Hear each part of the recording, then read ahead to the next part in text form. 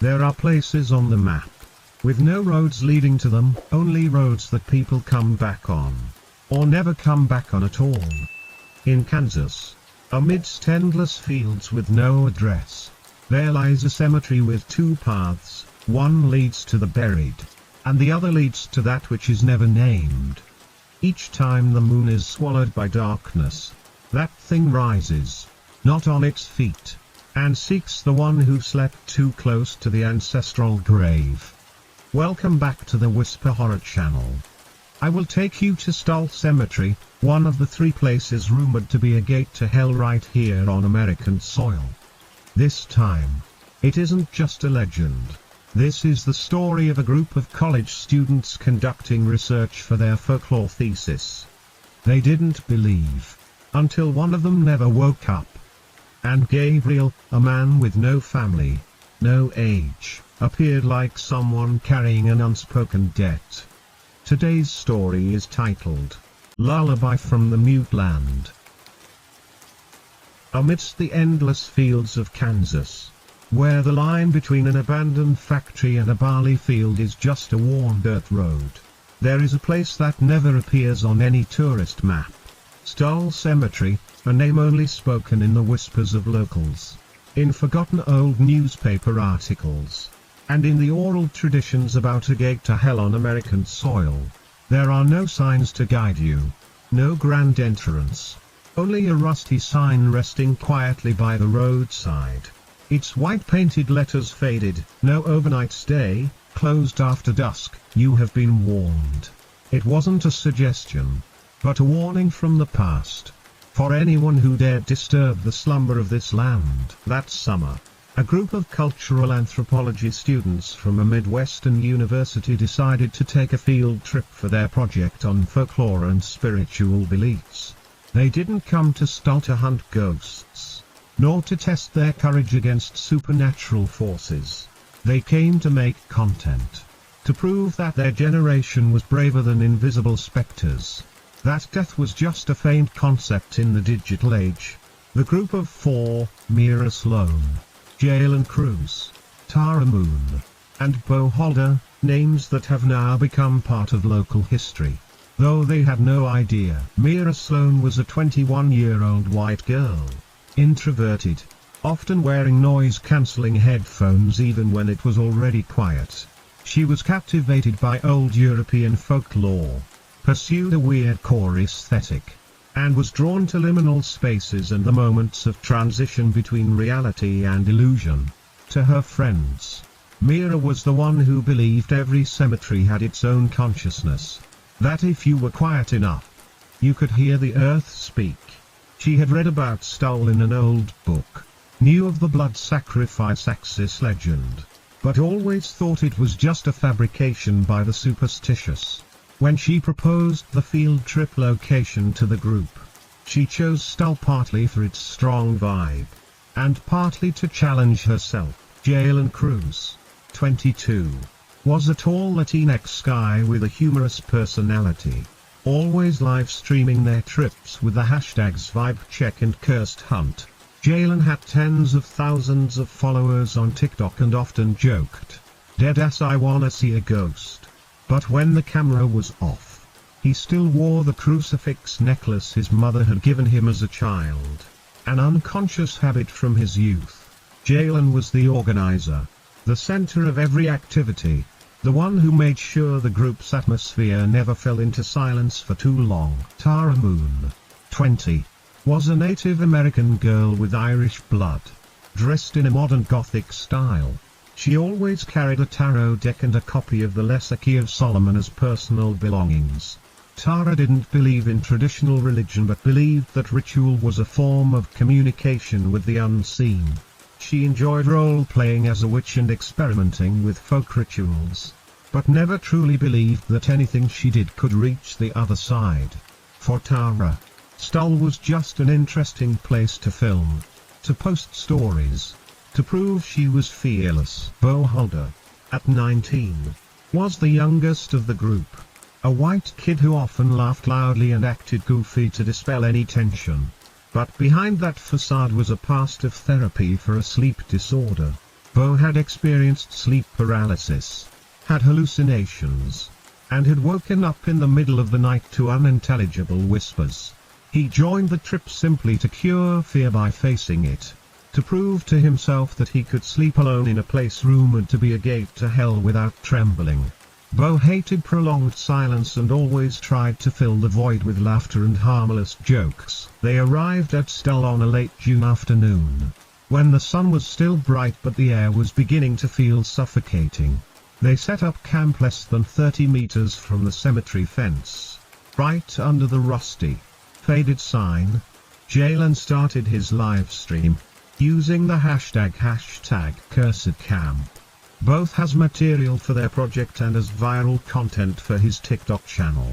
Mira quietly observed the distant woods, recording the sound of the wind on an old cassette player, as if trying to capture some message from nature. Tara used salt to draw a circle around the tent, calling it a ritual, not protection, more symbolic than practical. Beau, with his youthful energy and a touch of recklessness, pitched his tent in the corner closest to the old stone wall of the cemetery, a place local legend called the blood sacrifice axis. As night fell, the atmosphere grew strangely quiet. The sound of insects, the wind, even their own breathing became clearer than ever. Jaylen was still live streaming, boasting to his viewers that everything was chill, that Stull was just an ordinary cemetery, and that the ghost stories were products of imagination. Mira sat alone outside her tent, listening to the earth, feeling a slight vibration under her feet, as if something was moving beneath the tree roots. She opened her notebook to write down her feelings but didn't dare share them with anyone. Deep down, she knew she had chosen Stull for a reason that went beyond academic need. She wanted to prove she wasn't afraid, that she could face things that science couldn't explain. Tara, with her tarot deck, tried to do a reading for each member, joking that everyone would survive the night. Beau, though trying to act normal, kept his eyes darting around, as if afraid the darkness would swallow him at any moment. He joked that if a ghost appeared, he'd invite it to play a game of cards, because ghosts need entertainment too, right? But behind that smile was a vague fear, a nameless unease, an obsession with the waking dreams he couldn't escape. When darkness completely fell, the group decided to go to bed early, preparing to explore and film the entire cemetery the next day.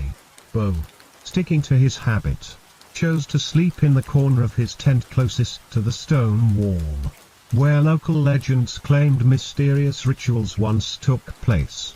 Jaylen turned off his main camera but left a GoPro recording all night, just in case something interesting happens. Before sleeping, Mira recorded a short entry in her audio diary, whispering that she felt something move under the roots last night, and I think it knew my name. Tara placed her tarot deck under her pillow, an unconscious protective gesture. Beau hugged his pillow, closed his eyes, and hoped he wouldn't have sleep paralysis again. The next morning, as the sun peeked over the eastern tree line, the group was awakened not by an alarm clock, but by the sound of a police car. Jaylen was the first to emerge from his tent, phone in hand, eyes wide with shock. He looked toward Beau's tent but saw no movement. Mira and Tara came out, their faces still sleepy, but they quickly woke up when they saw the worried look in Jaylen's eyes. Jaylen called out Beau's name, but there was no answer. He entered the tent, his hand trembling as he opened the sleeping bag, and then, the group witnessed a sight they would never forget. Beau lay still, his face pale white, his neck marked with a deep, purplish-blue bruise, as if an adult's fingers had just squeezed it tightly. There were no signs of a struggle. No sounds had been made that night. No one had heard a cry for help. No one saw any trace of a stranger. There was only an all-encompassing silence. A silence more terrifying than any noise. Tara cried, tears silently streaming down her cheeks. Mira stood motionless, her eyes fixed on the distance, As if trying to find a clue in her memory, Jaylen turned off his camera. For the first time, it recorded nothing. In the final footage from the GoPro mounted on the camp, the video ended with a shot of Beau sleeping. Then he jolts slightly. His eyes snap open. Then the frame shakes violently and cuts to black. For no reason, Mira silently opened her notebook, writing down her feelings. But she didn't dare share them. In her heart, she knew she had chosen this place, had known about the blood sacrifice Axis legend, but had hidden it from the group, thinking it was just a hoax. Seeing the bruise on Beau's neck, she realized she was wrong. This land was still waiting for blood. In her audio diary, she whispered a sentence she hadn't shared with the group. I think I felt something move under the roots last night. And I think it knew my name. 3 days after Beau's death, a small memorial service was held within the walls of a funeral home in Lawrence, where the air was thick with the cold scent of flowers and hollow condolences.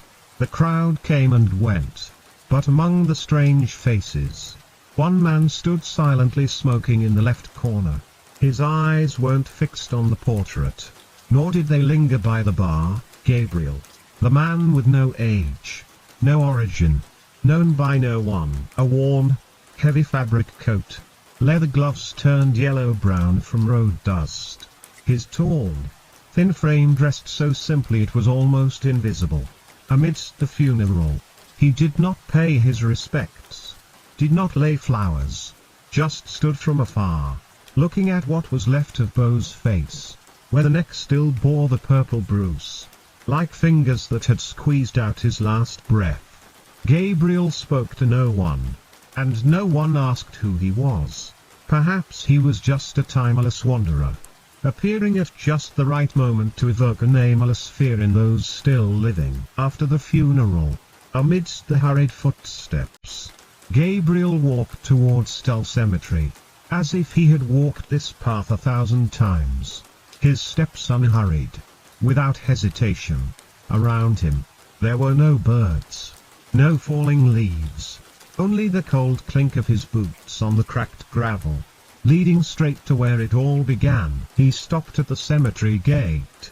Ephraim Sallows's small, rickety wooden shack remained. The old gravekeeper, a man whose name everyone mispronounced, and he couldn't be bothered to correct them. The smell of his hand-rolled tobacco was as acrid as ash. Dew clung to the shack's roof. No one knew what year he started living there, but anyone who came to Stull would see him sitting on his threshold, his eyes cold and emotionless. The look of a man who has seen too much to be afraid of being forgotten. Gabriel wasted no time on greetings. He walked straight up to Ephraim. The two men looked at each other for a long moment, neither speaking. Gabriel asked, his voice so soft it was almost not meant for another person, "The boy. Where did he sleep?" Ephraim didn't answer right away. He blew a puff of smoke to the side, then pointed to a patch of weeds right at the base of the stone wall, a place where the ground never seemed to heal, where a rough pattern like old veins branched out across the earth. He lay on the old blood path. There, the land no longer sleeps. It's looking for someone to sleep in its place. The old man's words slipped through the frosty air, like a whisper from an unmarked grave. Gabriel asked again, his voice flat, without a hint of impatience, just the forbearance of a man who had spent more than half his life shouldering a debt no one wanted to remember. "You've seen things, haven't you?" Ephraim slowly nodded.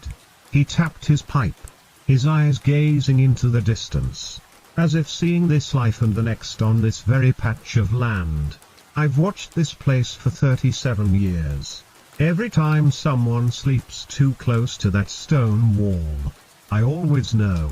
The old man was no deity, nor was he a villain. He was just the watcher for the unburied ghosts, for the demon that hadn't fully devoured a soul. Gabriel felt no empathy, no pity. He just needed the truth. If you knew, why didn't you fence it off? Why not stop people from entering? Ephraim laughed. a dry laugh like falling leaves.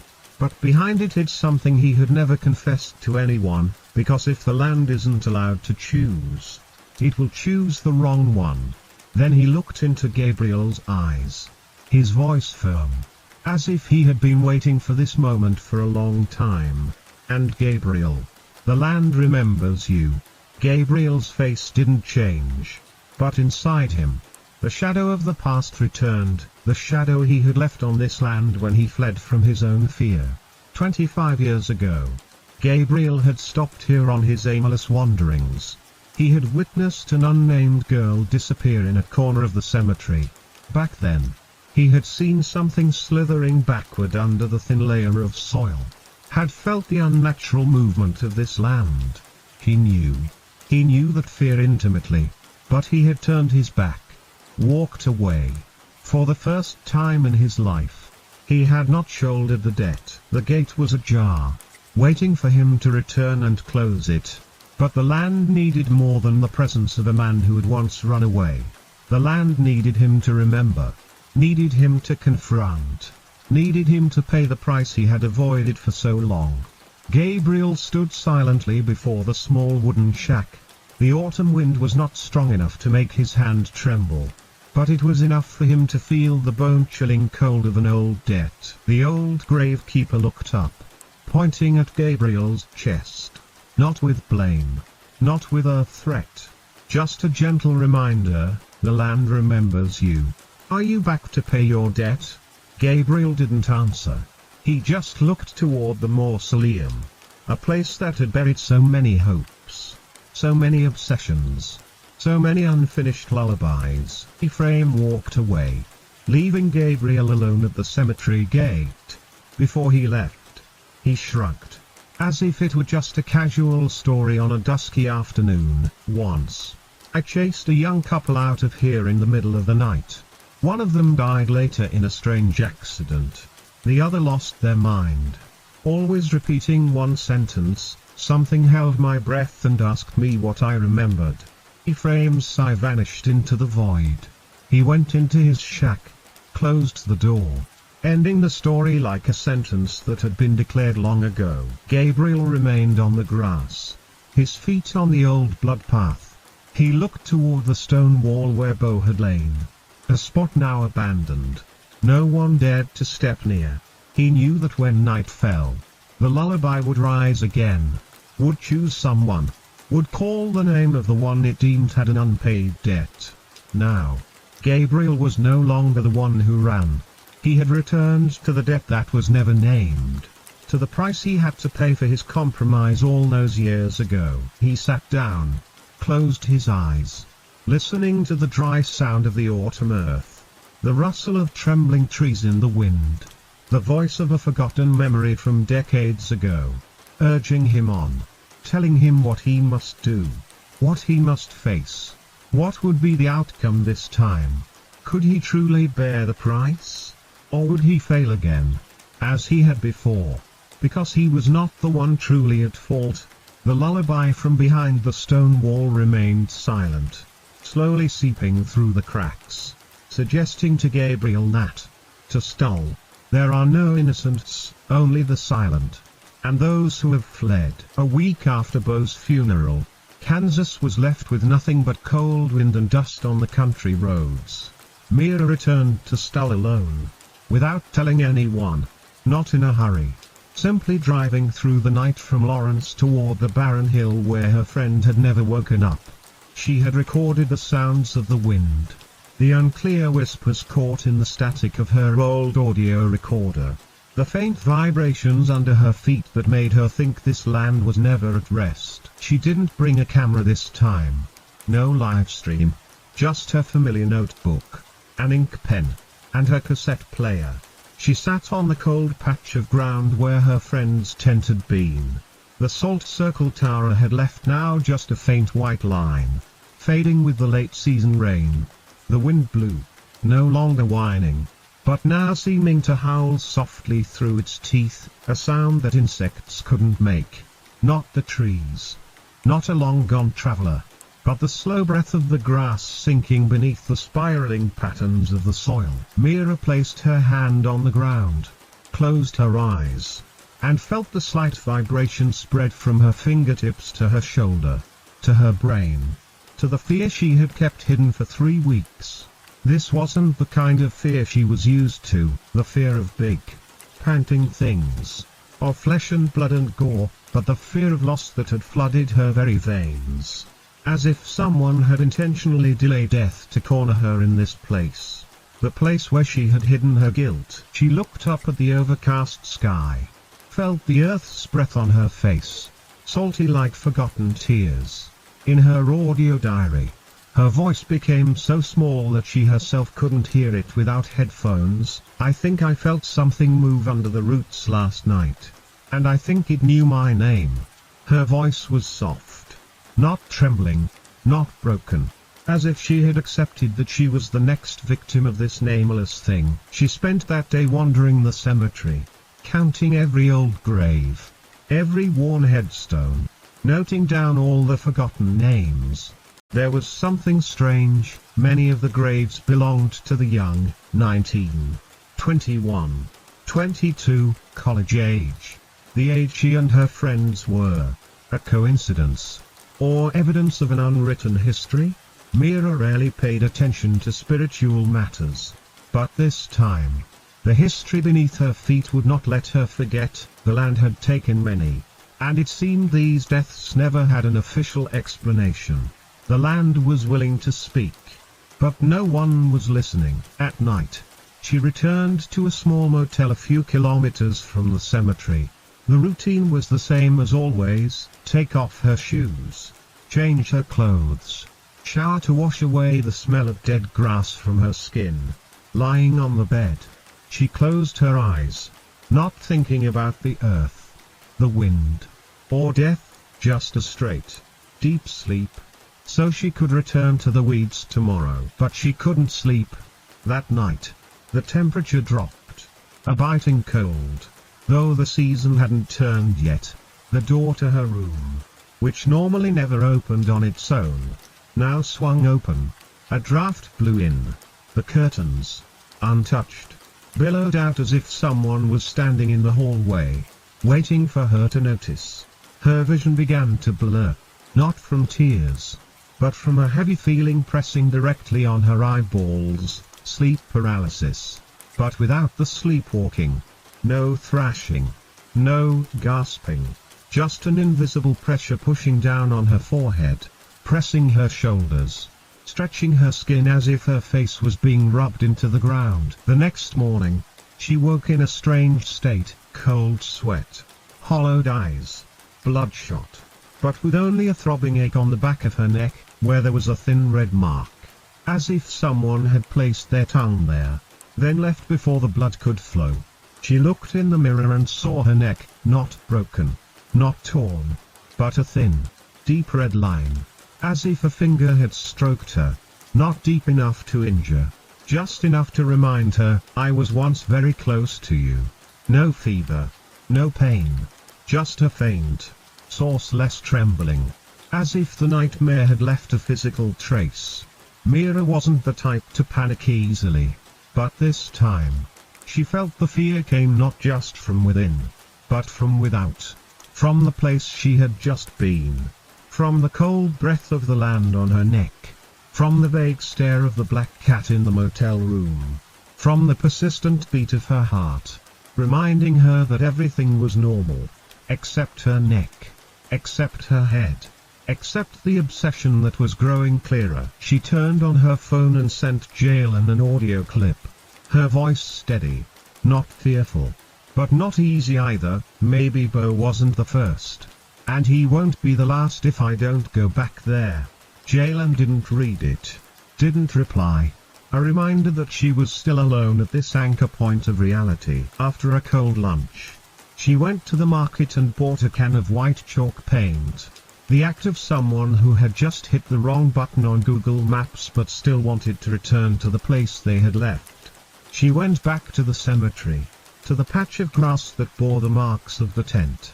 She held the chalk and drew Tara's salt circle, drawing on the dirt, on the wall, on every cracked stone, the way the old gravekeeper Ephraim sometimes did when he no longer believed he had any ancient strength left. The ground was dry. The chalk didn't stick well. But she kept drawing, like a child drawing on the melting ice of a first-grade field trip, always leaving some kind of trace behind. And as her hand was coloring the oldest stone there, she heard it, once every 15 seconds. A lullaby. It was just a rhythm, not words, not a melody, but the connection between the living and the unnamed. 1, 2, 3, no more breath. The lullaby seemed to come from below, not to wake anyone, not to urge anyone to hold their breath. Just a haunting greeting. Mira didn't turn, didn't run. She just stopped, standing on the edge of the lullaby, letting herself be pulled into the vortex of an unnamed reality.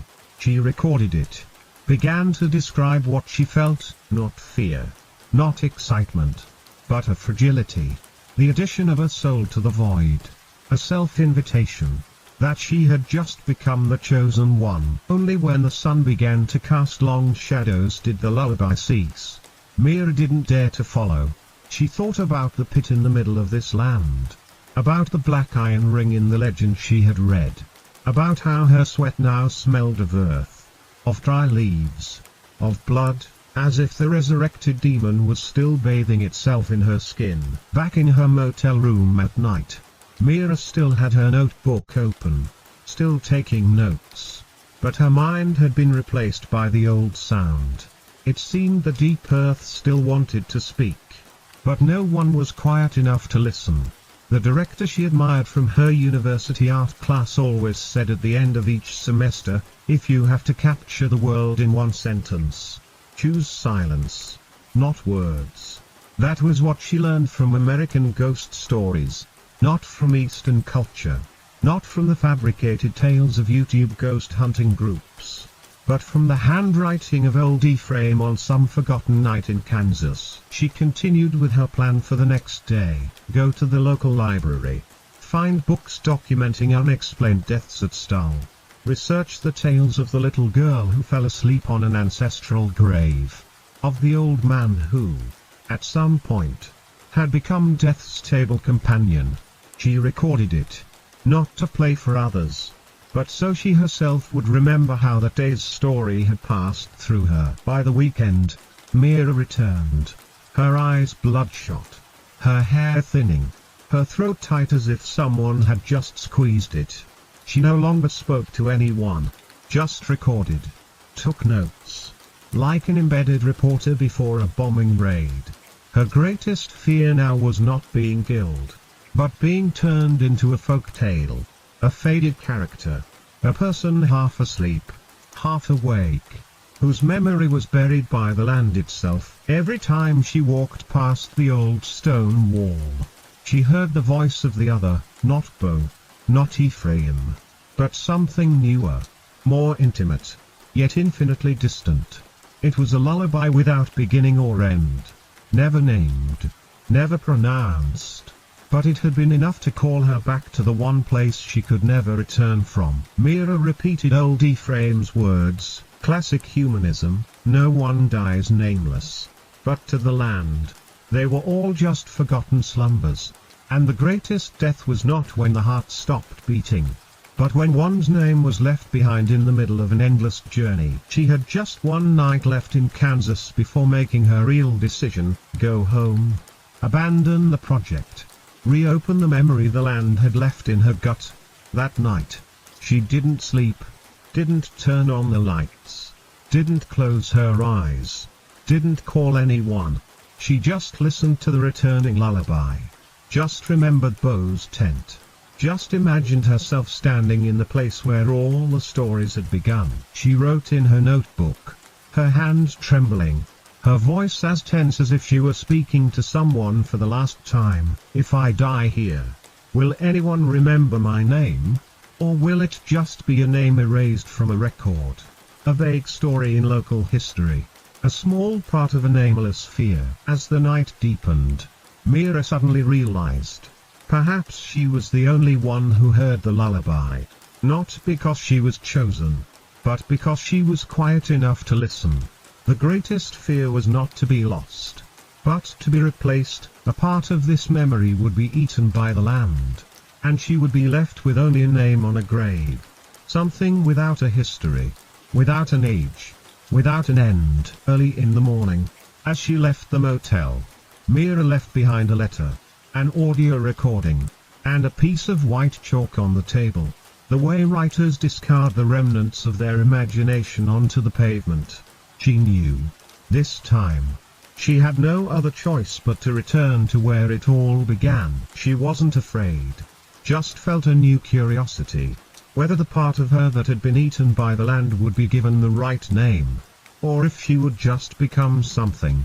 Not human, not a ghost, but a forgotten sound, like the lullaby from the mute land, that only she and the earth could hear, that only she and death understood its meaning. And for the first time, Mira understood that she was not the first, and certainly not the last, to hear the lullaby from beneath the ground, calling her name directly, like an invitation from the darkness, like a lullaby that was never finished. The night after Beau's death stained Stull Cemetery with a cold dew.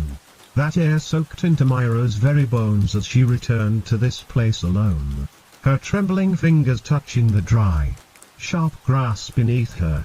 Each step seemed to retrace every horrifying detail of that night. But strangely, the fear had loosened, replaced by a curiosity about the real story behind the legends she once dismissed as jokes of an older generation. The rusted green stone rose, the crumbling graves, the trees that survived so many storms, all of it was not just scenery, but witnesses to what had happened and was still happening beneath the deceptively peaceful surface of Kansas. Gabriel found Mira where she was sitting, not startling her, without a word of greeting, just standing still as a part of the night. His dark eyes reflected neither the moonlight nor death, only the understanding of one who has faced too many lullabies.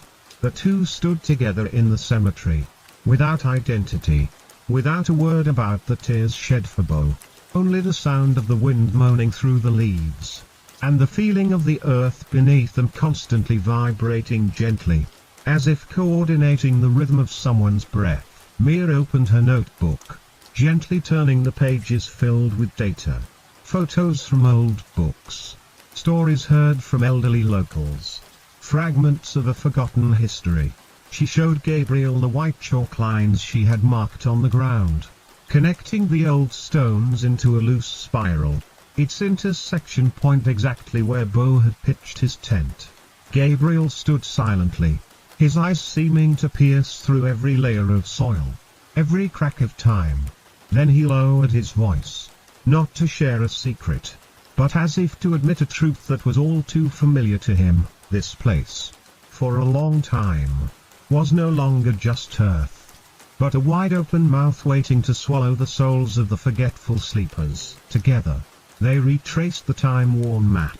Each point Mira had marked became clearer, as if illuminated by the faint light of conscience. Gabriel placed his hand on the ground, feeling the faint pulse of a nameless force. He then pulled out a small knife, its blade worn from countless acts of atoning for sins with blood, and slowly made a cut on his left palm. Fresh red blood welled up, dripping onto the barren soil, quickly absorbed into its heart like a drop of water in a desert. The entire space around them fell so silent that all they could hear was the sound of blood seeping into the earth, the beat of their own pulses, and a silent call rising from beneath the ground. At the same time, a black crow perched on an old tree branch suddenly took flight, without a sound, as if the air had been torn apart by an invisible fear. Mira realized this was not just a game of survival instincts, but a symphony of forgotten voices, waiting to be named. Gabriel gathered the scraps of notes from the old book Mira carried, and the two of them went to the local Lawrence library, where old chronicles were still kept. where the traces of history might reveal the truth of the curse. In the collection of old newspapers, Mira found a torn piece from the Lawrence Daily Journal dated November 1922. The headline was faded: Stull Harvest Memorial cancelled after clergyman Josiah Wren dies suddenly mid-ritual. The paper was yellowed, the ink blurred, but the story was as clear as day. A ritual had taken place, someone had died, and something had been released from the blood axis beneath Stull's ground. Gabriel tilted his head to read the text and immediately realized this was not a story of suicide or manslaughter, but of a belief that had gone too far, of a dangerous interference with the laws of life and death.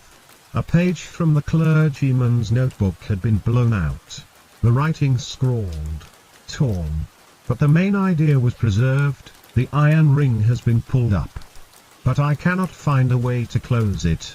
I fear I was wrong to believe that prayer alone was enough. I hear something under the ground. Not worms. Not roots. It's like a breath with claws. Mira's eyes widened as she looked at Gabriel, understanding dawning in her heart. That iron ring was not just a symbol, not a protective charm, but the lock between two worlds. A blade placed on a gate that had long been left open. Gabriel nodded, needing no further explanation. He gently folded the newspaper and took Mira back to Stull, the mystery slowly becoming clear. Night fell quickly. The two stopped at the chalk drawing. Mira knelt, placing her hand on a strange dark patch on the ground, feeling a shiver run through her veins.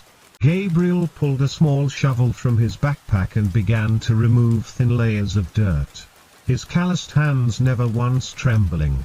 The excavated earth revealed a shiny object amidst the black sand, a rusty iron ring, as thick as an adult's wrist.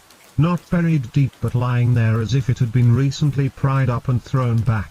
The stain on its surface looked like faded, dry blood. Mira almost reached out to touch it, but Gabriel quickly grabbed her wrist, his deep, dark eyes looking straight at her, his voice low like the wind whistling through rock crevices. To touch it before you are ready is to invite it to call your name first. He picked up the iron ring, feeling its weight not just with his flesh, but with a soul stained by every drop of bloodshed for atonement, every injury taken in sacrifice for others. In an instant, Gabriel understood that this ring needed not just blood, but words, not just atonement, but acknowledgement, not just sacrifice, but the completeness of memory. He gently placed the ring down, not to bury it, but to let it find its own place in the blood-soaked earth of generations. Mira sat down beside him, her hand open on the ground, her eyes half closed. She suddenly felt she was no longer a person of the modern world with TikTok, hashtags, and viral trends, but just a mortal listening to a call from the past. She vaguely saw herself in the body of a 19th century girl, an iron ring being forced into her chest during a ritual no one remembered. Feeling pain but not despair, fear but not surrender. It was the dream of those buried in the wrong place, of voices that were never heard, of lullabies that were never finished. Gabriel placed a hand on Mira's shoulder, not to comfort, but to remind her that this story was not just about death, but about life, not just about fear, but about the courage to admit and correct mistakes. He silently picked up her notes, looking through every line, every name, every date, sweat beading on his forehead not from fear, but from sorrow. He knew that every lullaby, every voice, every name on an unvisited tombstone was a piece of the story that was slowly being rewritten, not with words, but with the bravest of actions. As the night wore on, the lullaby from the earth continued to whisper, not to torment, but to call for the attention of those who dared to listen. Mira and Gabriel sat together, without words, without sound, only the soft breath of the earth, the whistle of the autumn wind, the feel of a hand on the ground like an unspoken promise.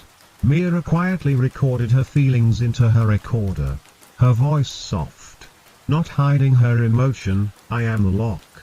I am the fault. I am the one who sleeps before being called." When dawn broke, the iron ring was still there, not sinking, not disappearing, but it had become more sacred than ever in their eyes. Gabriel stood up, looking at Stull Cemetery one last time, then turned to Mira and nodded, as if to acknowledge she was ready for what was to come. Mira stood up too, no longer afraid, no longer confused, simply accepting her role as the listener, the chronicler, the connector between two worlds that never meet. On the precipice between life and death, between the human world and the underworld, they had found a middle path, where the lullaby was not a threat, but an invitation to the truth. And in these moments of silence, they understood that everyone carries a part of Stull within them, a part of the curse, a part of the unnamed fear. But more than that, they were the seekers of answers, even if sometimes the question itself was what mattered most. Waiting ahead was not death, nor complete liberation, but a continued journey of listening, of recording, of guiding the story toward the light. And as the sky brightened, the two left the center of the blood axis, leaving the iron ring on the ground, waiting for its next awakening. "The gate doesn't open, it slides under the skin," Gabriel murmured, the words a reminder of the true nature of the curse, of the responsibility of those called the listeners. Mira nodded, her eyes fixed on the iron ring, knowing in her heart that this was just one chapter in a larger story, where every character, no matter how fleeting their appearance, left an indelible mark on the history of Stull. As dawn broke over Stull Cemetery, the ground was still damp with a cold dew. The fields had not yet shown signs of life, strangely calm in the Kansas quiet between autumn and winter. Gabriel and Mira stood in the middle of the cemetery, their feet on the ground, their breath silver in the air that smelled of burnt grass and the metallic tang of something that wasn't iron.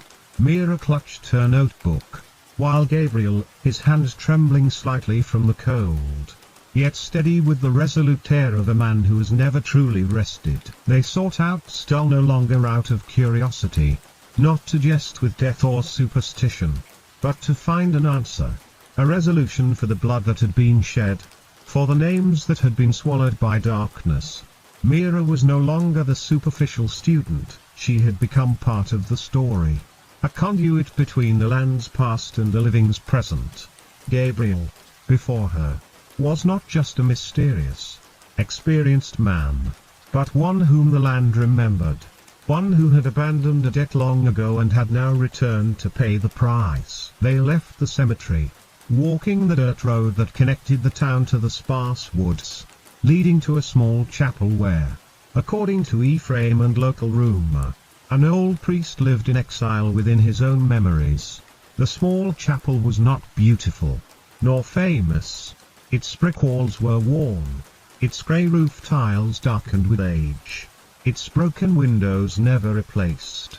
But a light was kept lit inside every night, as if no one dared to let it go out. Gabriel pushed the door open gently, without knocking, without greeting, as if not wanting to break the silence that had long been broken in this place.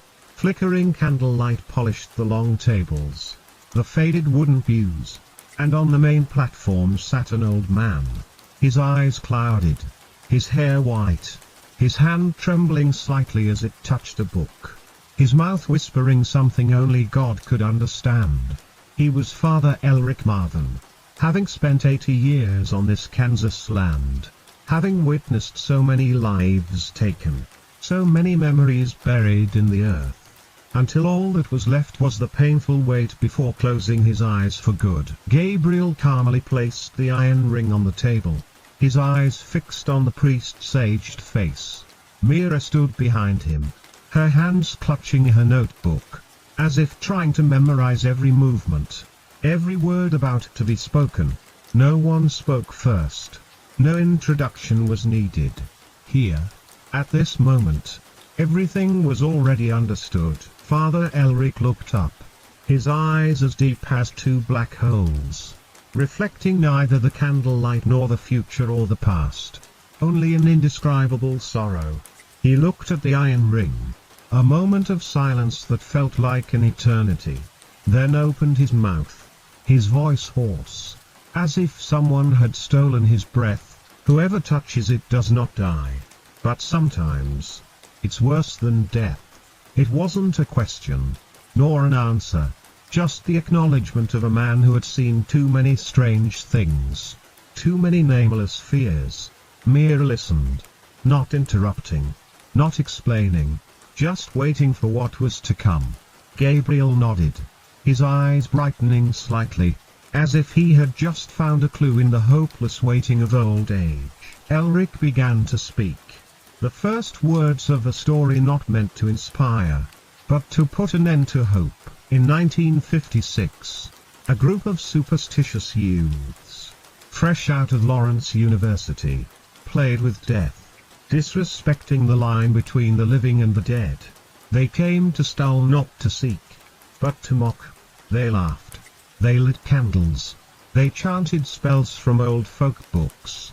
They wanted to see if the land would swallow them. Their leader was Sybil Earnhardt, the daughter of a Baptist minister, a girl with long black hair and a laugh as clear as a spring stream. She picked up the iron ring, placed it in the center of a candle circle, and laughed, saying that if she died that day, at least she would have died for being true to herself. But the land never needs promises. The land only needs silence. 3 days later, Sybil stopped speaking. She just stood there, her hands trembling, her eyes wide open, but she couldn't utter a word. They took her home, and 7 days later, they found her standing right where she had picked up the iron ring, her eyes unblinking, her nose not breathing, but her heart still beating.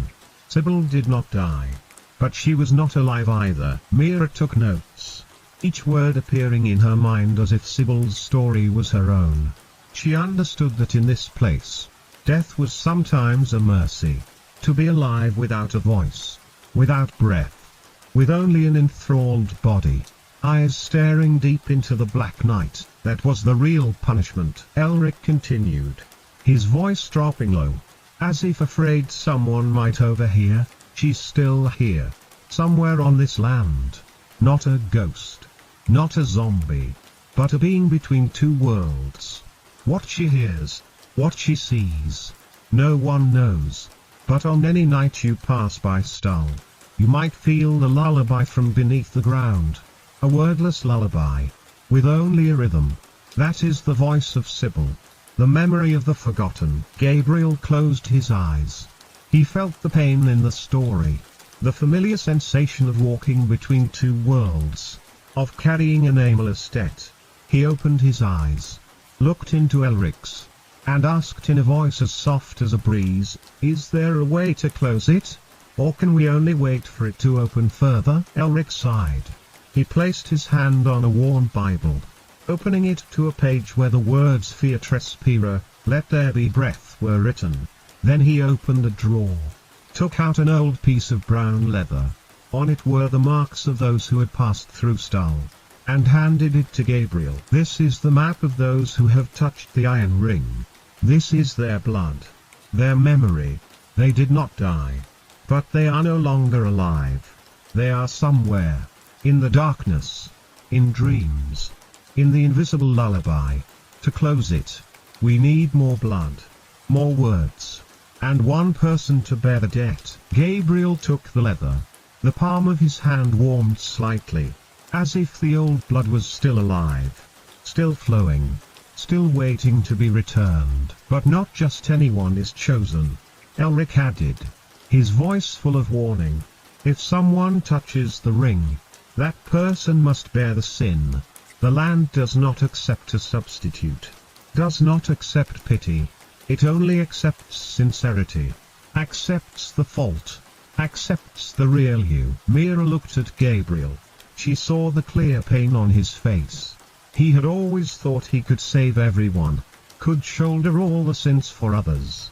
But this time, He had to face the reality. Only the one who had touched the iron ring, the one who had called the lullaby's name, could close it. Elric continued to explain about the sleepless nights he had spent, about the whispers that came from no mouth, about the cold feeling every time he passed the cemetery, about the nameless sorrow of an old priest who could not yet rest in peace. The land at Stull doesn't need gods, doesn't need prayers, doesn't need promises. It only needs the truth. The promise of the one who accidentally touched the boundary, who accidentally broke the silence, and once opened, it can never be closed again. Unless. Mira looked toward the window, where darkness was beginning to fall, the sun retreating behind her. Night was coming, and she knew she had become a part of this story, unable to run, unable to turn back. Gabriel took a deep breath. He looked back at Elric and asked one final question, as if to make sure he had not gone astray. So Sybil, she's still here? Can she help us close it? Elric nodded, but his face was still full of worry. She is still there, somewhere on this land, in the wordless lullaby, in the dreams of those who have touched the iron ring. Sybil cannot help, but she can remind us of the price to be paid. Every time someone calls her name, every time someone hears the lullaby, that is Sybil reminding us that the land has not forgotten. The lullaby remains, and there are things that cannot be forgiven, only borne. The atmosphere in the chapel grew heavy, as if every word carried the weight of the past, of the mysterious lullaby, of voices forever buried. Mira felt each of her own breaths. She looked down at her wrist, where she had once touched the iron ring, had once felt the weight of the lullaby, of an unforgettable silence. Elric stood up, his hand trembling, and opened a small wooden box on the table. He took out a yellowed manuscript, on which was recorded every name, every location, every date of those who had been forgotten on the land of Stull. He gave it to Gabriel, his voice as soft as a breeze. This is the list of those who have touched the iron ring, those who have become a part of the story, but were never retold. They are not ghosts, nor are they living people. They are buried voices, lullabies that were never finished. Gabriel held the manuscript, his heart heavy. He knew that no matter where he went, no matter what he did, this step would follow him, would remind him of what had happened, of the people who had been forgotten, of the price to be paid for touching the silence of the land. Mira gently touched Gabriel's shoulder, as if to comfort him, as if to say that everything would be all right. But in her heart, she knew well, from the moment she set foot in Stull, from the moment she touched the iron ring, she had become a part of the story, and no one could ever go back to how they were. They left the chapel, stepping onto the path leading back to the cemetery. The sun was setting, darkness was enveloping them, and the lullaby from the earth rose faintly, as if to remind them that Stull was still awake, still waiting, still swallowing all who had dared to call its name. On the way back, Mira recorded everything in her notebook, every story, every detail, every feeling. She knew she had become a part of the lullaby, of the nameless call, and only by facing it, only by accepting it, could she truly move on. Gabriel looked ahead silently. In his heart, the memory of Sybil, of the forgotten voices, of the price to be paid for silence, all appeared clearly, as if etched deep into his soul.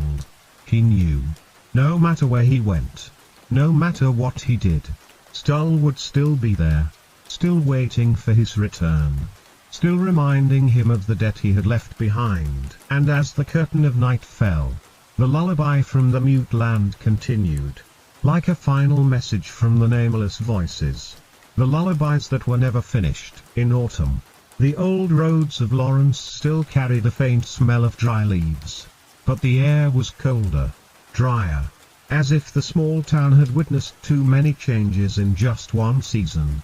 Jaylen Cruz returned home after Beau's funeral, not with his usual humorous smile, Not with his live streaming camera, but with bloodshot eyes, skin sallow from lack of sleep, and hands that constantly touched his mother's old crucifix necklace, something he hadn't taken off since that first night at Stull. When he stepped off the bus, Jaylen's mother was waiting for him, her old eyes fiery, hugging him as if afraid of losing him, the cold necklace pressed between them. Jaylen imagined Beau's laughing voice, "Yo, Jay. You're home. Not live streaming?"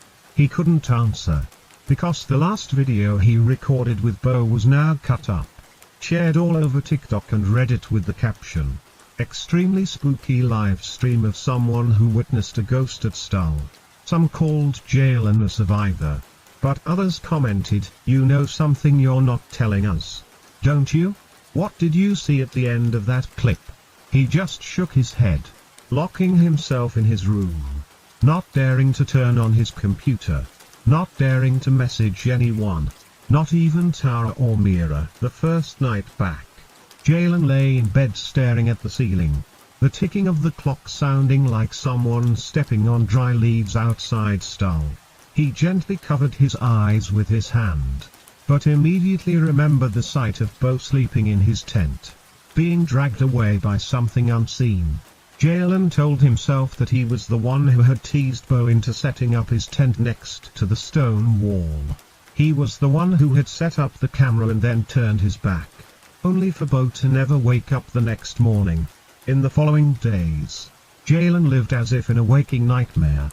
The wind through the cracks in the door, the ringing of his phone, his mother's footsteps in the hallway, all of it turned into the whispers of the curse. A week later, Jaylen received a call from Mira. Her voice was weak but firm. "I need to see you. Something happened after you left." Jaylen refused, but Mira persisted. "It's about the lullaby and the iron ring. If you don't want to end up like Beau, meet me at the coffee shop at 10. Not for me, but for yourself." Jaylen hung up, a chill running down his spine, but he still snuck out with his mom's car and drove to the address Mira gave him. The coffee shop was quiet, with only a few scattered customers. Mira sat in a secluded corner, her face pale, her skin stretched taut over her throat, her voice hoarse as if she hadn't been able to scream for weeks. She pushed a cup of black coffee toward him, her eyes meeting Jaylen's, without a word of blame, only the understanding of someone sharing the same fate. Mira explained that after Jaylen left, she had continued to visit Stull, immersing herself in research about the mysterious deaths, about Sybil, the girl who became the lullaby, and about the cursed iron ring she had touched. Mira had realized that the lullaby hadn't chosen her because of her guilt, but because she was the only one who dared to listen, who dared to touch the truth of the land. She was no longer the Mira of old. She was someone whose voice had been partly eaten by the land, but who was still trying to send a signal to others like her. Jaylen put his cup down, trembling. "What do you want from me?" Mira looked straight at him, her eyes wet. "It's not me. It's the land. It wants the truth. Not fear, not blame, but acknowledgement. You are a link in this curse. Not because you are guilty, but because you are one of the ones left. The one who can tell the story." Jaylen sat in silence, looking through the glass window, where Gabriel's shadow silently entered. The quiet man, in his thick coat, looked at no one, just stood there like a silent witness. Gabriel didn't ask, didn't blame. He just quietly sat down next to them, placing his hands on the table.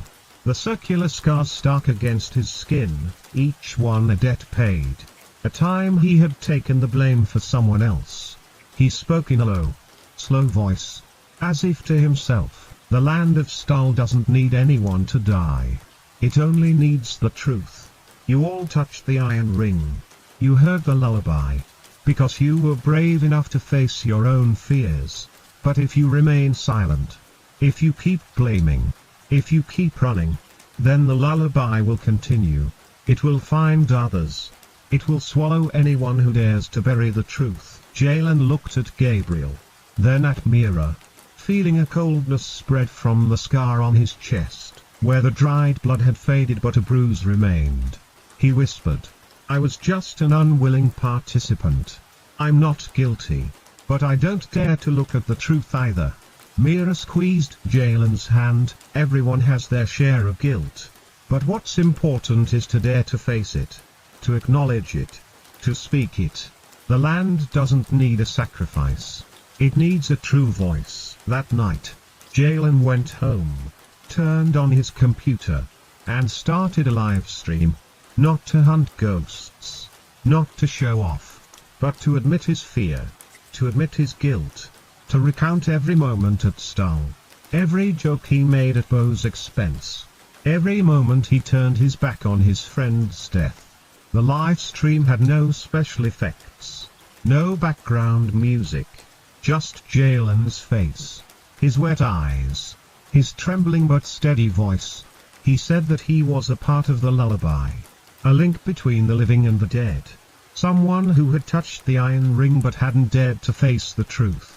He promised himself that from now on, every night he would listen to the lullaby. Not letting it fall into silence. Not letting it be forgotten like so many before. Mira watched the live stream and commented one line, "I am a part of the lullaby too. We are not alone." Gabriel sat alone in his motel room, listening to every word Jaylen spoke. He knew he didn't have to bear a debt for anyone this time. But he felt a sense of relief that someone had dared to speak the truth. He closed his eyes, listening to the gentle lullaby from the screen. Imagining Sybil, the girl who became the lullaby long ago, also listening. A smile on her lips, as if accepting that a final justice had been served. The next morning, the Kansas sun rose again. The wind blew cold across the fields, the smell of burnt grass still lingering. Jaylen stepped outside, looking toward the distance, Stull Cemetery. A place that would forever be a scar on his heart. But also the place where he dared to face his fear, his guilt, his own voice. He knew the land didn't need blood.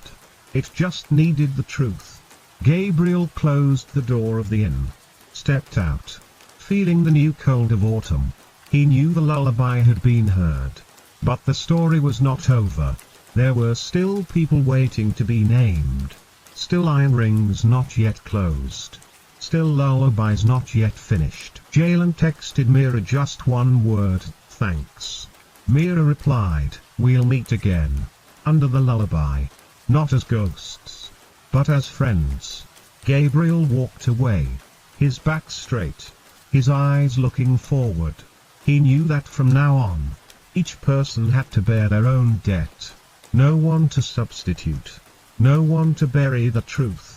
No one to be forgotten. The sun in Kansas began to set earlier, dragging sad streaks of orange and purple across the horizon, as if the sky itself was in mourning.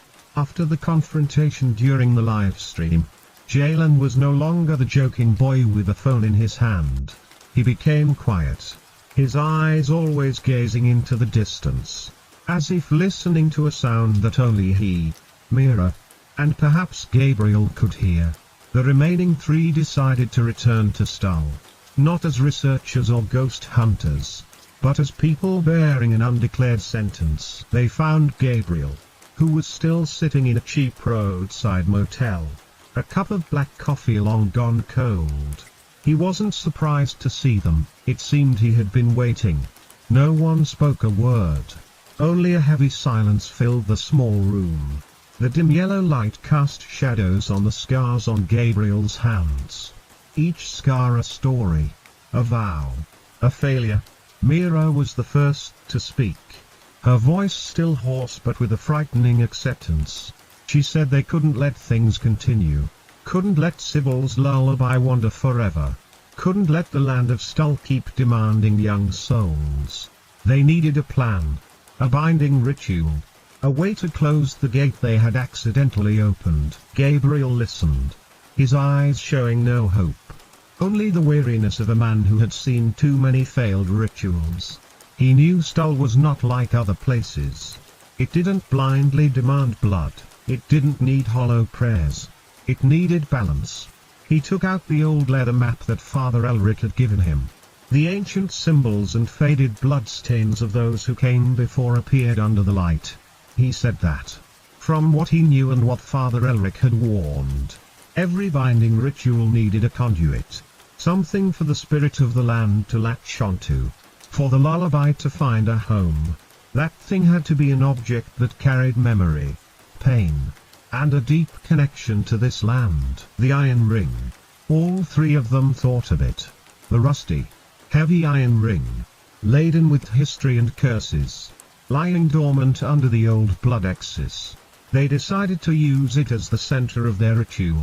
Tara, after days of silence, finally spoke up. She said that in her dreams, she not only heard the lullaby but also saw fragmented images, a young girl with long black hair singing, a circle of stones, and a fire that never went out. She believed she could communicate with the spirit of the land. That her tarot cards and knowledge of folk rituals were not useless. Jaylen, though still afraid, had a newfound determination. He said he would do anything to atone for his mistake, so that Beau could truly rest in peace. They returned to the cemetery at dusk. As the long shadows of the trees fell across the cold graves, the air was thick, so silent you could hear your own heartbeat. They sought out Ephraim Sallows, the old gravekeeper still sitting in front of his wooden shack, a pipe in his mouth emitting a hazy smoke. Gabriel placed the leather map on the rickety wooden table in front of Ephraim and asked him how to perform a safe binding ritual. Ephraim looked at them, his old eyes glinting with a strange pity. He didn't look at the map, but at each of them in turn. Mira, with her guilt etched deep in her eyes, Jaylen, with the naive courage of one who had just escaped despair, and Tara, with a spiritual sensitivity radiating from her like a thin mist.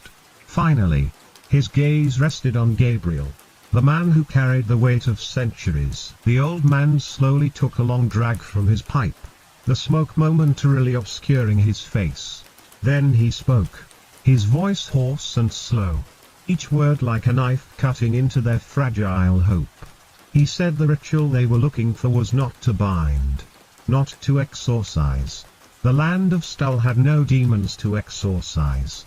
It only had forgotten memories, buried voices, lullabies that were never sung to completion.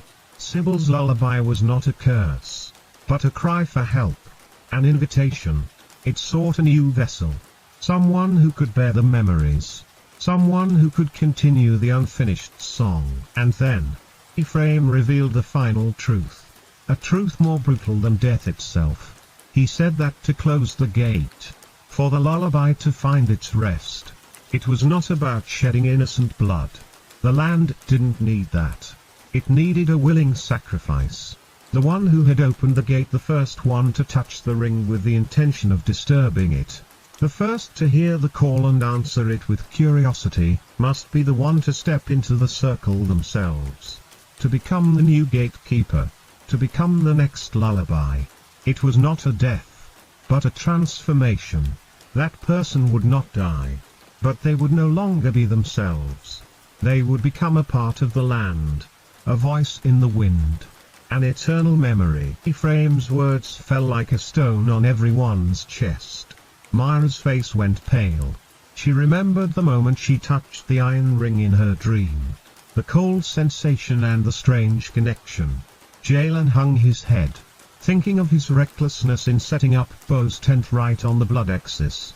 But at that moment, Tara lifted her head, her eyes shining with a strange light, not of fear, but of a sudden understanding. Throughout the trip, Tara had always felt invisible. She dressed differently, believed in different things, and always felt out of place among her more practical friends. She had always sought a connection with the spiritual world, with unseen energies, but had never truly believed she could touch it. Now, she understood everything. The lullaby didn't choose Mira because of her guilt. It didn't choose Jaylen because of his remorse. It chose Tara. It chose her for the emptiness inside her, for her loneliness, for her desire to belong somewhere. It chose her because she was a perfect vessel, an open soul, ready to receive memories that were not her own. The lullaby was not a threat to her, it was an invitation. She realized that in her dreams, the girl singing by the stone circle was Sybil. And Sybil was not in pain. She was just waiting for a successor. Tara looked at her friends, then at Gabriel, and for the first time, she smiled a serene smile. She said, her voice strangely clear and peaceful, I understand now. Not all of us are victims. Perhaps, some of us were born to be the answer. She said she was not afraid, that she was ready to become the new gatekeeper, so that her friends could live, so that Beau could be at peace, and so that the lullaby of Stull could finally find its own peace. The group was stunned into silence. Gabriel looked at Tara, and in his eyes was no longer the burden of debt, but a deep respect for a soul that had found its purpose in a way no one could have expected. He knew this was not a tragic sacrifice, but a conscious choice. The land of Stull did not bite, it did not tear its victims apart. It simply swallowed them with a lullaby, turning them into a part of its eternal symphony. And tonight, that symphony had found a new conductor. Tara's words hung in the cold Stull air, heavier than the descending night fog. I understand now, she said, and for a moment, the peace in her voice was more terrifying than any scream. For Mira and Jaylen, it was a death sentence. Mira rushed forward, grabbing Tara's hand, her fingers ice cold. She shook her head violently, her voice breaking, words tumbling out in desperation. She said it was absurd, that no one had to be sacrificed, that they would find another way, that they couldn't lose another friend.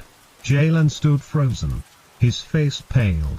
The torment over Beau's death now multiplied.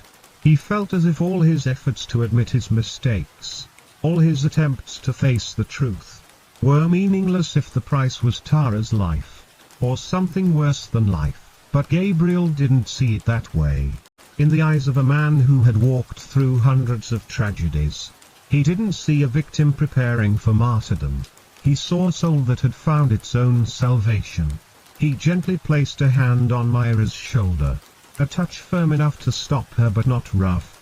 He spoke, his voice low and steady, as if explaining an ancient law of the universe. He said this was not death. The land of Stull did not demand a bloody sacrifice. It sought a guardian, a protector of memories, a voice to sing for the silenced souls. To become the lullaby was not to be raised, but to become eternal, to merge with the history of the land. It was a choice, a transformation, not a punishment. Gabriel's explanation didn't lessen Mira and Jaylen's fear, but it planted a different kind of confusion in their hearts. They looked at Tara, who still stood there, strangely serene. She was no longer the shy gothic girl who always felt invisible. Now, she was the center of attention, the key to every problem. She explained to them that, in her dreams, Sybil wasn't suffering. She was just lonely, and she had waited a long time for someone to come and listen to her story, to continue her song. Tara said she didn't feel like she was walking into death, but rather, returning home, to a spiritual home she had always been searching for. They returned to the old blood axis, where the iron ring lay dormant like an ancient, sleeping beast. The atmosphere had changed. The wind no longer moaned, it whispered indistinct melodies. The lullaby was still there, but now it lacked threat, carrying instead a sense of anticipation, a welcome. Tara walked ahead, her steps light and sure. She needed no guide. As if an invisible thread was pulling her toward her destiny. She began her own ritual, not with complex incantations or mystical artifacts. She simply sat down beside the iron ring and took out her tarot deck. She spread the cards on the ground, each one face up under the dim moonlight. The tower, death, The Hanged Man cards she had once feared, she now looked at with new understanding. She didn't use them for divination, but to say goodbye to her past, to her old self. She arranged them in a circle around the iron ring, a symbolic act of closing a cycle. Mira and Jaylen watched from a distance, helpless and heartbroken. They couldn't intervene, couldn't stop it. They could only be witnesses to an event beyond human comprehension. They saw Tara close her eyes, her lips moving, not chanting, but as if conversing with an invisible friend. She was talking to Sybil, talking to the land. As Tara slowly reached for the iron ring, preparing for the final touch, a shadow moved abruptly, quick as a flash. Gabriel stood in front of her. "Wait," he said, his voice urgent for the first time. The other three were stunned. Mira and Jaylen thought, perhaps this was the moment he would fulfill his vow, shoulder this debt as he had done countless times before. Perhaps he would sacrifice himself to save Tara. Gabriel didn't look at them. He stared intently at the iron ring, his eyes burning with a fiery determination. He said, his voice hoarse with emotion, "This debt began with me. When I abandoned Sybil all those years ago, I planted the seed of this silence. Let me end it." Without waiting for a reaction, Gabriel knelt. His hand, crisscrossed with scars, reached out and touched the cold, rusty surface of the iron ring. Instantly, the ground trembled. A blast of icy air erupted from the ring, so powerful it threw both Mira and Jaylen back. The lullaby was no longer a whisper but a furious roar of hundreds of voices merged into one. From the ground around the ring, hazy black shadows rose. They had no clear shape, just swirling masses of pained and angry energy. At the center, a clearer figure emerged, a young girl with long black hair, her empty eyes staring straight at Gabriel. Sybil. But the unexpected happened. The land of Stull rejected Gabriel. The iron ring suddenly glowed red hot, emitting a lurid light. It violently pushed Gabriel's hand away, sending him sprawling backward. The black shadows screamed, not in acceptance, but in rejection. They lunged at Gabriel but couldn't touch him, as if an invisible wall stood between them. In the midst of the chaos, Ephraim's old voice rang out from the edge of the woods. He had been watching, unnoticed. "It's useless, Gabriel," he said, his voice strangely calm. "You cannot pay this debt." Ephraim stepped out of the darkness, explaining what Gabriel, in a painful moment of truth, had also realized. Gabriel's vow was to bear the debt for others. He took on the consequences of others' sins, endured their pain. That was his strength and his curse. But the land of Stull didn't work that way. The lullaby was not a transferable punishment. It was a direct connection, a transaction of the soul. It needed the chosen one, or a willing volunteer. It did not accept a third-party mediator. Gabriel's power, for the first time in his wandering life, was useless. He had failed, not because he wasn't strong enough, but because the nature of his vow contradicted the law of this land. He realized his true debt was not to Stull, but to Sybil, the girl he had left in loneliness decades ago. He had hoped that by saving Tara, he could atone for his past mistake, could quiet the tormenting voice in his soul. But he was wrong. The justice of the land was not a simple equation of compensation. Gabriel fell to the ground, staring at his empty hands, feeling more helpless than he ever had before. The ghosts gradually faded. The screams subsided, leaving only the whispering lullaby, patient and waiting. Sybil looked at him one last time, a flicker of what seemed like sadness in her empty eyes, before she too merged into the night. Tara walked over to Gabriel. She placed a hand on his shoulder, not in comfort, but in silent communion. She understood. They were both souls carrying burdens, just burdens of a different nature. The gate they were trying to close was not a physical gate to hell. It was a gate of the soul. An invisible passage that slid under the skin of the chosen, making them part of a larger story. And tonight, Gabriel had realized that he was not the one holding the key. He could only be a witness as it closed. The iron ring returned to its dormant state. The red light extinguished. But it seemed to be waiting. The choice still lay with Tara. But now, her decision carried not only the weight of sacrifice but also the understanding of the limits of compassion and the true nature of debts that cannot be paid by another. The silence that enveloped Stull Cemetery after Gabriel's failure was not peaceful. It was the silence of a theater after a tragedy, leaving unanswered questions hanging in the air. The iron ring lay there, stark and cold, having rejected the debt-bearer's sacrifice. The lullaby had quieted, but the air was thick with tense anticipation. Gabriel sat on the ground, helplessness etched onto his already weathered face. For the first time on his long journey, his vow had been nullified. And a cruel truth was laid bare. Some debts cannot be paid by proxy. Some gates cannot be closed by compassion alone. Mira and Jaylen stood frozen, watching the man they saw as their last hope now defeated. Despair crept back in, cold and dark. If even Gabriel could do nothing, what could they, a few naive students, do against a centuries-old force? All paths seemed to lead to a dead end. But in the midst of this collapse, Tara remained steady.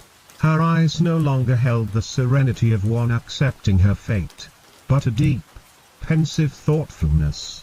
She looked at the iron ring, at Gabriel, then toward Ephraim Sallows's wooden shack. Just then, from the shadows of the ancient trees, the old gravekeeper emerged. Ephraim's steps were slow, his back bent with age and the weight of secrets, but each footfall was firm on the familiar ground. He didn't look at the kids or at Gabriel. His old eyes were fixed on the iron ring, as if looking at an old mistake of his own. "This land is clever." Ephraim's hoarse voice rang out clearly in the stillness. "It doesn't need a martyred saint, nor does it need a substitute redeemer. It only needs honesty. A brutally painful honesty." He approached the circle, the scent of tobacco and damp earth emanating from him. He explained what they had all just begun to vaguely understand. The land of Stull, over the years, had grown tired of lies, of cover-ups, of empty rituals. It didn't punish the innocent, it only reclaimed what belonged to it, the truth. Sybil's lullaby wasn't an angry curse, but the cry of a forgotten soul. A story told incorrectly. And to soothe that cry, another true story needed to be told. An admission from the very person who started the mistake. "Gabriel." Ephraim turned to the man still on the ground. "Your vow is noble, but it's not for this place. You bear the consequences for others, but you cannot bear the cause. You are the shield, not the spear. And the land of Stull, it needs the one who held the spear to pull it out himself." With that, Ephraim did something no one expected. He slowly knelt, his old knees touching the cold grass. He didn't look at the kids, but straight at the iron ring, into the void where Sybil's spirit was perhaps still listening. "This story," he began, his voice trembling with emotion, "not age. It didn't start with these children. It didn't start with Sybil, either. It started with me." The group was stunned. Ephraim recounted his story, one he had buried for over 50 years. As a young man new to the job of caretaker, he was filled with pride and confidence. He thought the legends of Stull were nonsense. One night, a group of strangers came, performing a bizarre ritual around the blood axis. Ephraim had seen them, had heard their distorted pleas, but he had chosen to ignore them, thinking it was just a drunken prank. He didn't intervene. He didn't warn them. He had committed the sin of silence, of indifference. That night, the iron ring was moved from its position for the first time. A small crack appeared in the land's seal. From then on, the lullaby began. The mysterious deaths, the unexplained disappearances, all stemmed from his silence that year. Beau's death, Mira and Jaylen's torment, Tara's choice, all were consequences of his mistake. He had lived with that guilt his entire life, watching the land grow angrier, the cries more mournful. He was tired of just watching. "I am too old to fix everything," Ephraim said, tears streaming down his wrinkled cheeks. "But I'm not too old to admit it. I can't let a child like her." He looked at Tara. "Pay the price for an old man's cowardice. This debt is mine.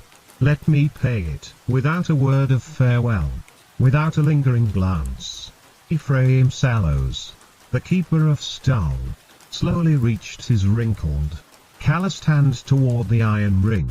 Unlike the fierce rejection of Gabriel, this time, the land reacted completely differently. As Ephraim's fingers touched the cold metal, a soft, gentle white light emanated from the ring, not hot, not fierce, but warm and pure. The ground trembled softly. The lullaby rose again, but it was no longer a scream or a wail. It became a chorus of hundreds of voices, a melody both sad and solemn.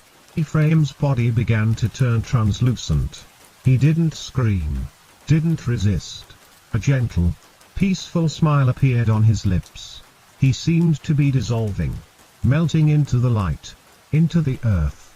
Every particle of his body was welcomed by the land, not as a consumption, but as a homecoming. He was becoming a part of the memory he had tried to forget. In his final moments, before his form completely vanished, he looked at the children and nodded slightly, an apology, a blessing, and a release. When the light faded, the space became unusually still. The heavy, oppressive feeling that had long clung to the cemetery seemed to have been lifted. The air was fresher, filled with the scent of grass and damp earth after a rain. Not the smell of decay and sorrow. The lullaby had stopped completely. But, as Mira, Jaylen, and Gabriel looked down, they saw something strange. The iron ring was still there. It didn't sink into the ground. It didn't disappear. Ephraim's sacrifice had been accepted, his debt paid, the land's cries soothed. But the circle was not yet closed. Sybil's spirit appeared again, clearer than before. Her expression was no longer empty or pained. She looked at them, especially at Tara, a look devoid of demand, filled only with understanding and a deep sadness. It seemed she wanted to say that Ephraim's sacrifice had healed the past, but it could not decide the future. The path was still ahead. Gabriel stood up, dusting off his clothes. A clarity appeared in his eyes. He understood. He understood his true role. He was not a savior, not a hero. He was merely a guide, a witness, someone to ensure that when the final choice was made, it came from truth and free will, not from fear or coercion.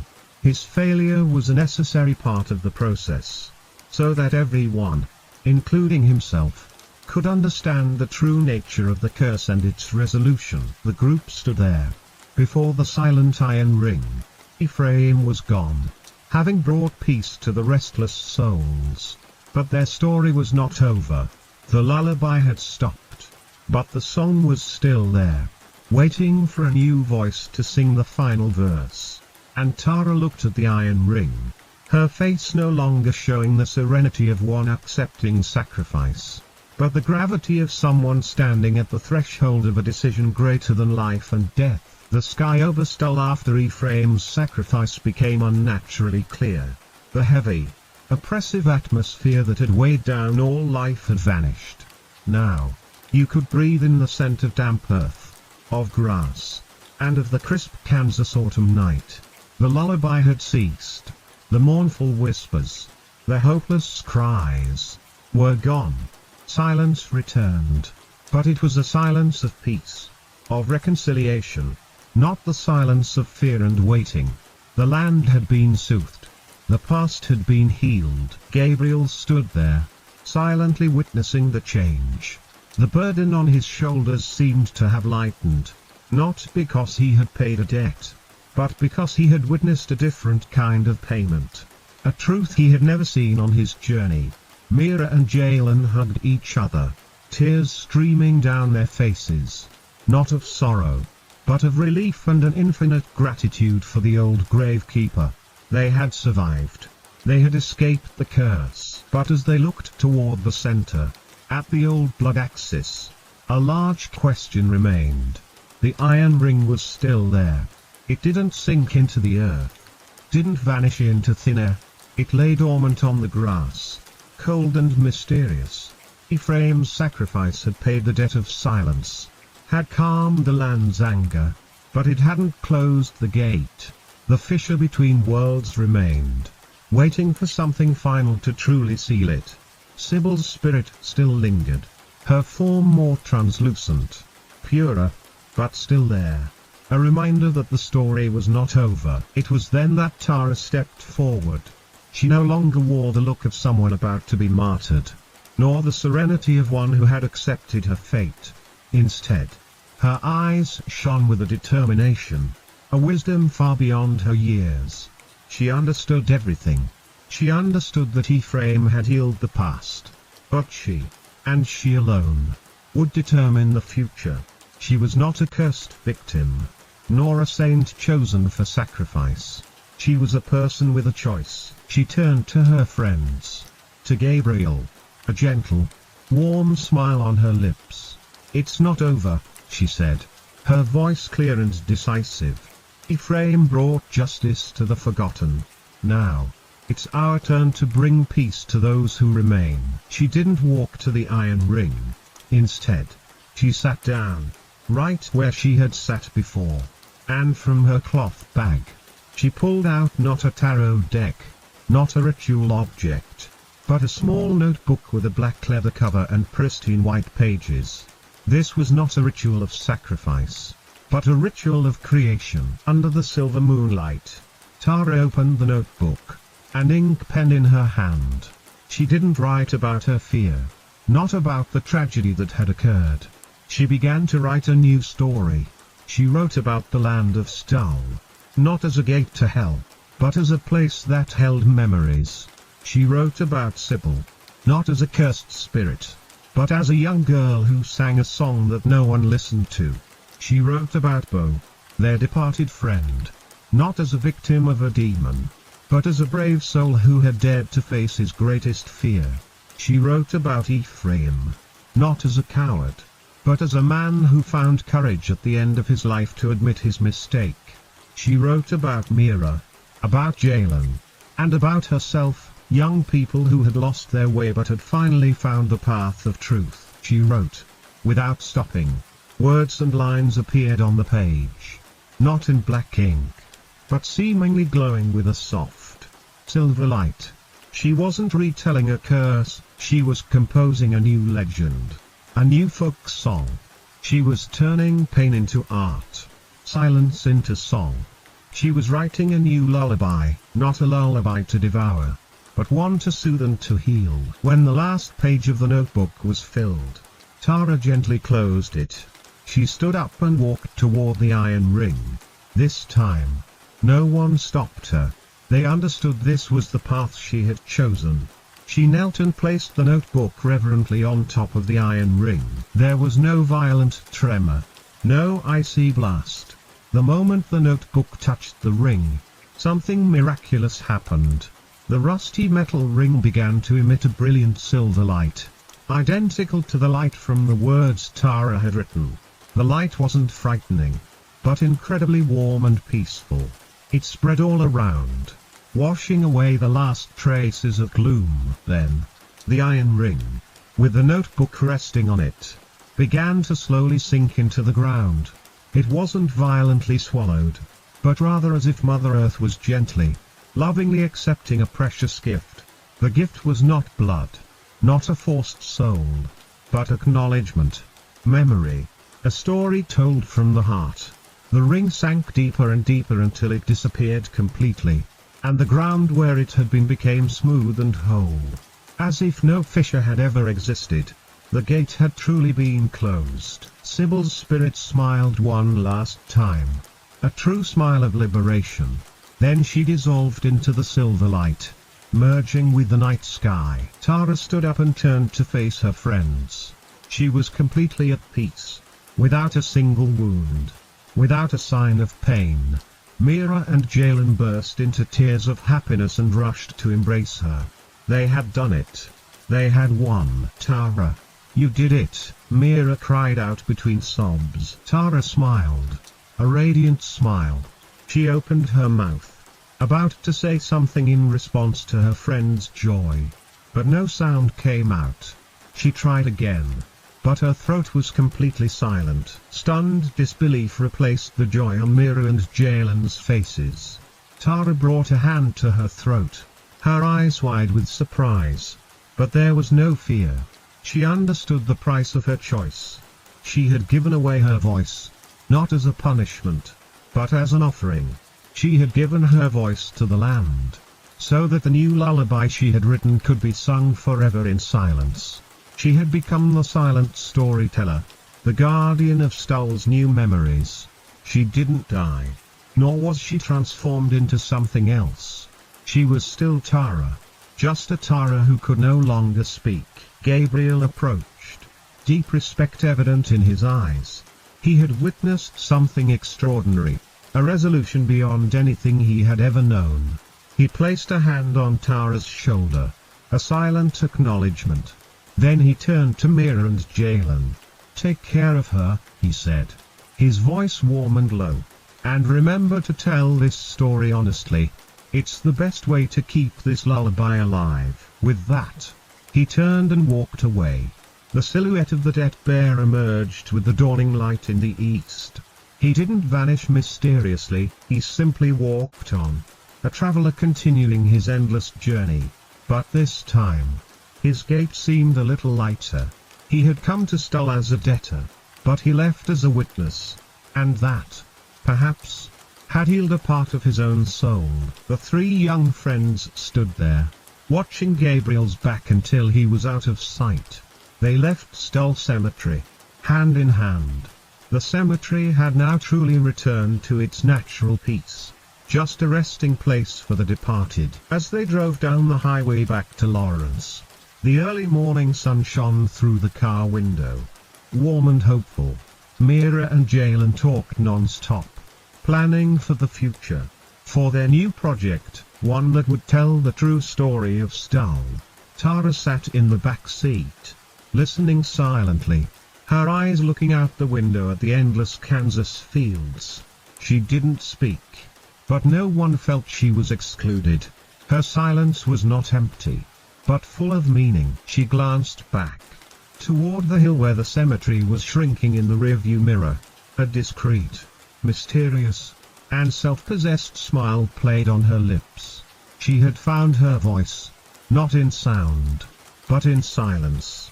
She had become a story, a legend, a lullaby that would never fade. And perhaps, that is how the best horror stories end.